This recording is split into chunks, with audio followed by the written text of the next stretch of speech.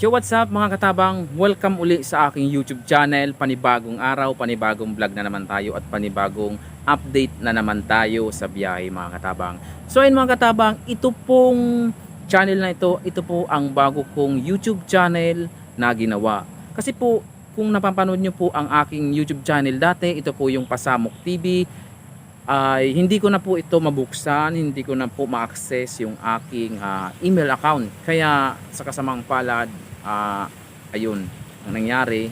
So pero po ay tinatry ko pa rin ma-recover ito dahil sayang din po yung channel na yon. Matagal ko rin pong panahon yon ginamit at doon din po ako nakilala bilang content creator. So ayun mga katabang, sana po kung mapanood nyo ang video ito ay make sure po na makapag-subscribe kayo dito sa aking bagong YouTube channel at asahan nyo ang mga panibago kong mga update sa biyahe na ibibigay sa inyo ay tiyak na makakatulong at malalaman kung anong mga biyahe ang meron papuntang Bicol o kung mura man mas maganda kasi yun naman inaarap natin, murang biyahe at safe na biyahe. So yun mga katabang, bago po ako magsimula, make sure po na nakapag-subscribe na kayo sa aking YouTube channel at pindutin nyo po ang bell notification para maging updated kayo sa aking bagong mga video about sa biyahe at about sa mga vlog ko rin. So ang content ko po dito mga katabang, update sa biyahe at charity vlog. So ayun po, pinaghalo ko po silang dalawa para mas makatulong tayo.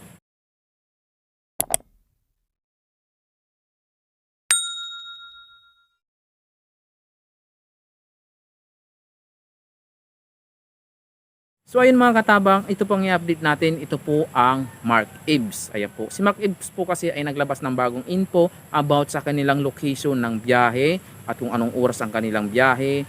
Yan po ang aalamin natin ngayon. Hey there. Subscribe to my channel. And also press this bell icon. Ang nilabas po ni Mark Ives na information, ito po ang biyaheng Bicol to Manila. So, naglabas po sila ng info.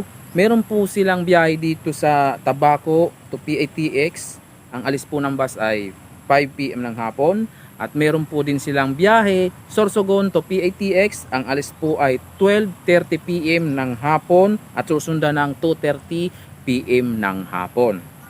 So, manggagaling naman po ng PITX to Tabaco City. Ang alis po ng bus ay 4 PM ng hapon at PITX po to Sorsogon City. Ang alis po ng bus ay 1 PM ng hapon at 5 PM ng hapon. So yan po ang mga lugar na inilabas ng Mark Ives ngayon.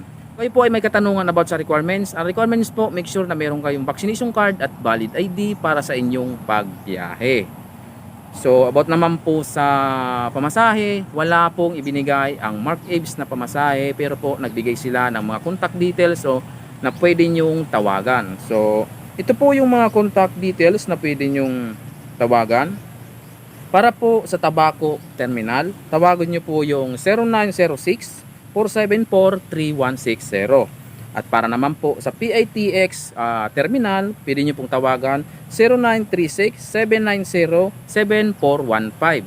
At para naman po sa online booking, pwede po kayo tumawag sa 0968-250-336. Tawagan nyo po yan para sa inyong mga katanungan. At kung kayo naman po ay mahilig mag-Facebook, pwede nyo pong bisitahin ang kanilang Facebook page. Ito po ang @MarkEvesOfficial. I-search nyo lang po yan sa Facebook at lalabas po yan. Pwede po kayo magdirekta, mag-message po sa kanila mga katabang. So ayun mga katabang, ayan lang po ang ilabas ni Mark Ives na information para inyong malaman, para inyong maintindihan. Yan po ang ibinigay nilang info ngayon na April. So sana po ay nakatulong sa inyo kung kayo po ay pasahero ng Mark Ives Transit. So ayun mga katabang, sana po ay nakapagbigay ako sa inyo kahit konting information at sana po ay nakatulong ito sa inyong pag-uwi o pagbiyahe nyo palabas ng Bicol, pasok man ng Bicol galing ng Metro Manila. Sana po ay nakatulong ito. So ayun mga katabang, yung binigay ko po na contact number, yung pong tawagan nyo kung magtatanong kayo kung magkano ang pamasahe sa mga lugar na nabanggit ko.